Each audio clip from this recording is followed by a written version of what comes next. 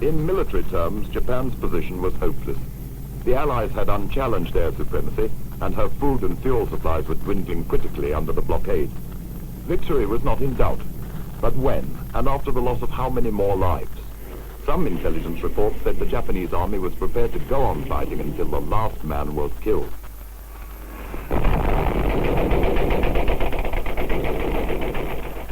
The American war effort did not pause when Hitler was beaten. It was Japan, not Germany, who brought them into the war. Japan must be beaten.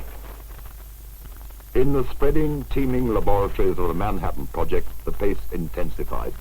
Groves had ordered that the first bomb must be ready for testing in mid-July and the second for dropping in August. The test was given the code name Trinity. The site chosen was the Alamogordo Desert, an Air Force bombing range in New Mexico. The date, July the 16th, 1945. Preparations had gone on for months. On May the 7th, 100 tons of high explosive had been detonated as a rehearsal. Since then, the desert had grown into a small town with stores, telephone cables, power lines, measuring equipment, cameras, spectrographs, and a mass of buildings and vehicles. The control and observation posts were heavily protected. There were 3 of them, all just under 6 miles from the firing point. The scientists inside would be the closest men to the explosion. They had to measure within the space of a few seconds details like blast, ground shock, time lag, delayed neutrons, and gamma rays from the world's first atomic explosion, or go back home after the most spectacular anticlimax in history. The strangest preparation of all was Jumbo. Jumbo was a 214-ton steel tank, 25 feet long, intended to preserve the plutonium for recovery if the bomb failed. It occurred to someone that if the bomb succeeded, half New Mexico would be littered with fragments of radioactive steel. Jumbo was abandoned before the test.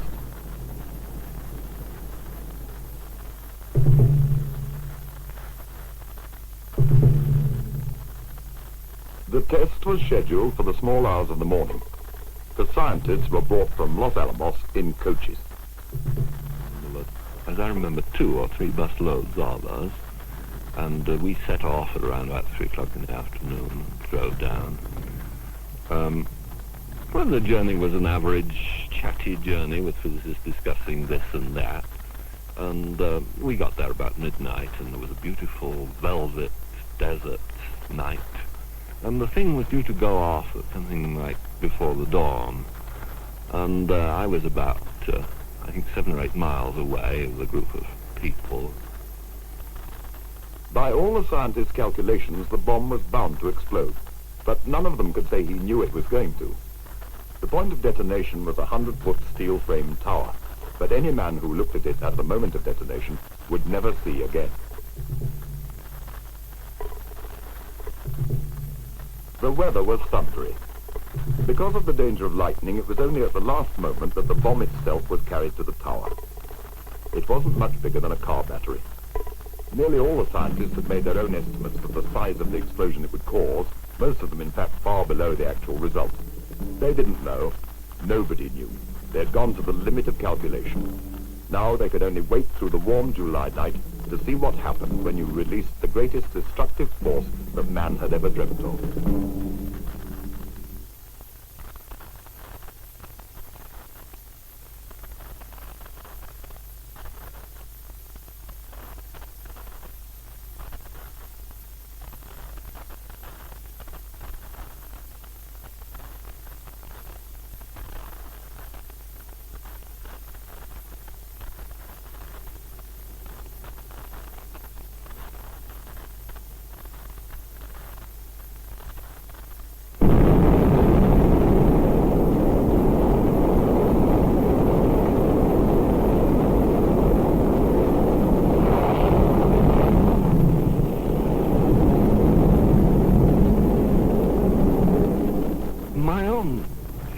I can see now that it's rather superficial. The feeling was, what have we done?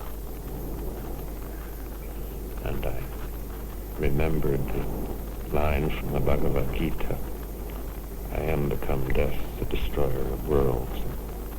I remembered that Sanskrit line.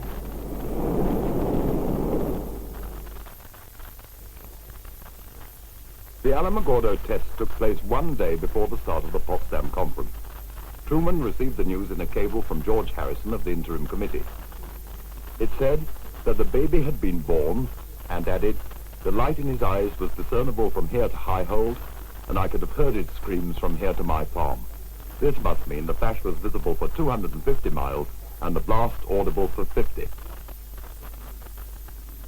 The question was, should Stalin be told? After agreeing it with Churchill, Truman mentioned it to Stalin casually as a devastating new explosive, but not saying that it was nuclear. Stalin showed little interest, perhaps because he didn't take it in, perhaps because he already knew a great deal through Klaus Fuchs, who was still at Los Alamos. The Potsdam conference was interrupted by the general election in Britain, and Churchill, who'd been in touch with the Manhattan Project from the start, was defeated by Attlee. Attlee, like Truman, had known nothing of the project. So as the decisive moment approached, Britain and America were both led by newcomers to the idea of the atom bomb. Attlee still believed it was a more powerful kind of high explosive. Newsmen were now guessing the war would end in 1946. Air attacks with orthodox bombs grew heavier. In one raid on Tokyo, 80,000 people were killed and 1.5 million made homeless.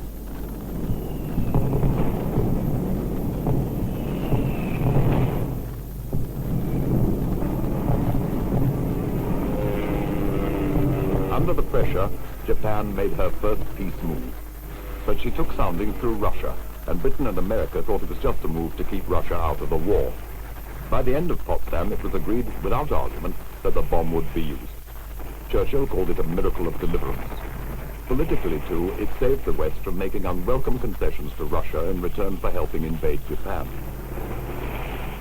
Now the Allies issued a surrender demand, threatening devastation, but not mentioning the atom bomb. Japan rejected it. The last chance had gone.